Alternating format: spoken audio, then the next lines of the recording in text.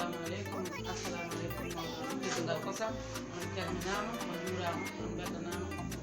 on heɗanama duwaw on neddama duwaw machallah ko weldare tan min mbaɗannoma ɗo invitation radio Tamba Kunda depuis 3 inde Ibrahima Seydi Dia ade fakku ade ɓamtare ade ɓuura en jeehi toon e jaam e garti e dow jaam ɗum noon machallah ko weldare tan en calmini dendagal ko woni teddugal kosam on fof on calminama on beltanama on duwanama kadi on neddama duwaw en calmini Abdoulaye Ba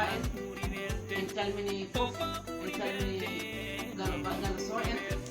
calmini Abdoulaye Bari en Moudou So en ya Allah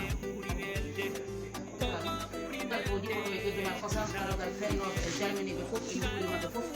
machallah ko weltare par ce que ɗum ɗo ko hunde wande fayida si a noddama radio e dow inde feddema e dow inde gollema ɗum yettede Allah ha woni gonga ɗum noon mbawmi wiide tan onon fof bandiraɓe tedduɓe mi salmini on mi juurimama on mi yetti on yettani on kadi Allah ɗum noon machallah en jeehi radio en kaali ko jiɗɗen haalde ko en paari e dow jaam en garti e dow jaam ɗum noon on calminama onon fof hawli a salminama hawle mi weltima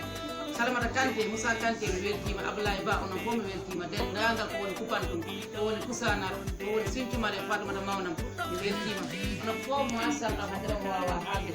suna tan mbiɗo welti en calmini Paris naɓe Amérique naɓe Belgique naɓe Soudan naɓe ha Niger e Nigéria naɓe ɓe fof en calminiɓe en juurimaɓe en jettiɓe assalamu aleykum wa rahmatullah